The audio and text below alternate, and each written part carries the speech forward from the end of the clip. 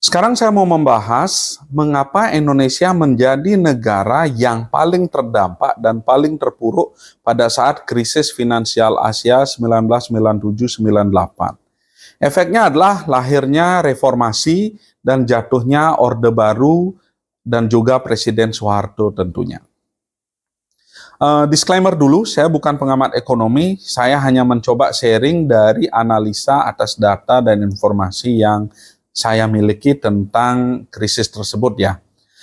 Yang pertama adalah krisis finansial Asia itu dimulai pada saat seorang manajer investasi, pemilik quantum hedge fund, yaitu George Soros, melakukan spekulasi atau mungkin serangan atau konspirasi, kita kurang tahu ya, terhadap mata uang Baht Thailand.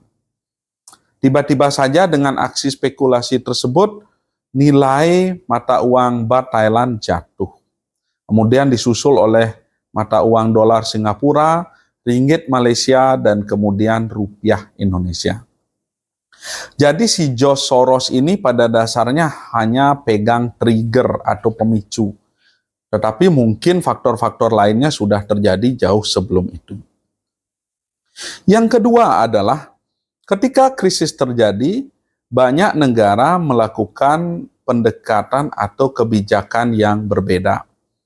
Mahathir Mohamad dari Malaysia pada saat itu mengambil kebijakan dengan mengambangkan nilai ringgit. Dan itu terbukti efektif sehingga Malaysia keluar dari krisis relatif jauh lebih cepat. Nah, di Indonesia sendiri pada dasarnya ada beberapa alternatif. Tetapi sebelum kita ambil alternatif tersebut, kita harus tahu dulu kondisi Indonesia pada saat itu. Yang pertama, kondisinya tentu Indonesia adalah dalam kondisi mempunyai banyak hutang luar negeri. Hutang luar negeri ini relatif tidak terkontrol karena pada saat itu Bank Indonesia menetapkan suku bunga yang sangat tinggi sehingga perusahaan-perusahaan Indonesia kalau mau minjam uang di dalam negeri bunganya sangat tinggi. Jauh lebih tinggi dari bunga yang dikenakan oleh bank atau institusi di luar negeri. Nah, ya faktor kedua adalah pemerintah tidak mempunyai catatan atau data yang akurat tentang hutang luar negeri milik swasta. Sehingga tidak adanya catatan data tersebut, hutang luar negeri pun tidak terkontrol. Jadi banyak perusahaan yang mengambil hutang luar negeri, kemudian hutang luar negeri pemerintah yang kebanyakan untuk proyek, sebagian besar juga karena faktor korupsi sehingga menjadi proyek-proyek yang kurang berhasil atau kurang produktif. Nah, situasi ini diperparah oleh tekanan dari dunia internasional. Ketika Indonesia mengambil sebuah terobosan dengan mengundang konsultan dari Amerika Serikat namanya Steve Hanke. Nah, Steve Hanke ini mempunyai solusi yang brilian namanya CBS atau Currency Board System. Prinsipnya adalah mengambangkan nilai rupiah dengan patokan tertentu. Jadi misalnya nih 1 rupiah 5.000 ya dipatok segitu, tapi dengan syarat uang yang beredar juga sesuai. Jadi di satu sisi nilai rupiah dipatok dengan aman, di satu sisi peredaran uang juga tidak boleh melebihi ketentuan pada saat mengambangkan nilai tersebut. Sistem CBS ini terbukti sukses di banyak negara seperti Argentina, Bosnia, kemudian saya lupa ya beberapa negara lain. Dan intinya pada saat itu CBS ini belum pernah gagal. Akan tetapi di sisi yang lain IMF datang dengan menawarkan beberapa paket bantuan. Nah, pada saat itu katanya Presiden Soeharto mau mengambil kebijakan CBS yang sebenarnya mungkin saja bisa menyelamatkan ekonomi Indonesia. Tapi sebuah telepon dari Presiden AS Bill Clinton, kemudian telepon dari Jepang, saya lupa Perdana Menterinya, dan juga dari Kanselir Jerman pada saat itu, mereka semua menekan Presiden Soeharto agar menyetujui paket bantuan dari IMF karena mereka berjanji akan memberikan dukungan penuh. Belakangan kita tahu bahwa paket bantuan IMF tersebut justru mematikan ekonomi Indonesia.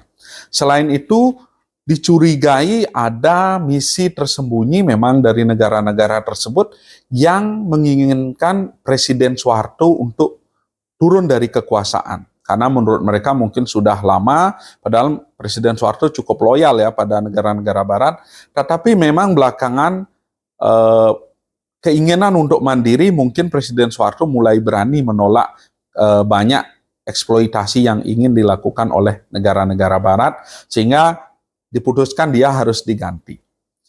Kemudian paket bantuan IMF itu selain membebani dengan hutang besar, juga dibebani dengan syarat-syarat yang mematikan pertumbuhan Indonesia.